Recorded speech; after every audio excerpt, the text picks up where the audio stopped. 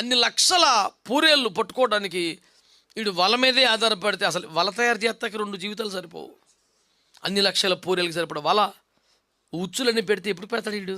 Own efforts, it's my hard earning. ఎంతగా బాగుంటాయి ఆ గుమ్మలో ఉన్నోడు చెప్పే మాటలు. గుర్రముల నరుల కాలి సత్వైంది హో ఆనందించువాడు కాదు గాని తన కృప కొరకు కనిపెట్టుకుని వారిని సంతోషించువాడు. నీ కాలి సత్తువ, నీ బలం, నీ కెపాసిటీ దేవుని కృపను బట్టి నా కాలు చేతులు ఇంకా బలం ఉందయ్యా, ఎవడిపై ఆధారపడినా నా కష్టం నేను పడతానా? పడ్డావు కష్టం. అసలు కష్టపడిపోవటం వల్లనే మొత్తం ప్రపంచం ఆశీర్వదించబడితే అసలు శ్రమజీవులు ఇంకెందుకు ఇన్ని బాధలు ఉంటారు? నీకు అర్థం సత్యం తెలుస్తలేదు నీకు. కానీ కృప తోడవకపోతే పని అవుతుంది అబ్బాయి. గాలి సీపు, గాలి సవక అన్నట్టు చూడు. సవక ₹1 కారు, దానికి 4 టైర్లే, దానికి గాలి పెడతా కూడా ₹40. తీసి ₹40 గాలి, అన్ని డబ్బులు లెక్కకి దరిద్రమని. అది సీప్ అయినా సవకైనా అసలు అదే నడుపుతుంది.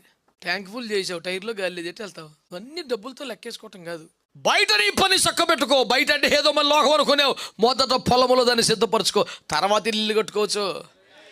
ఇల్లు కట్టబడాలి, కుటుంబం కట్టబడాలి, బిడ్డలు దీవించబడాలి, ప్రయోజకులు అవ్వాలి, దేవునికి మహిమ తెచ్చే ఒక సాక్షులుగా భూమి మీద బతకాలి. నీ తెలివితో, నీ క్రమశిక్షణతో, నీ బెత్తంతో, నీ బెల్ట్తో, నీ డబ్బులతో, నీ తిండితో అంతా పూర్తి అవ్వదు మొత్తం అంతా.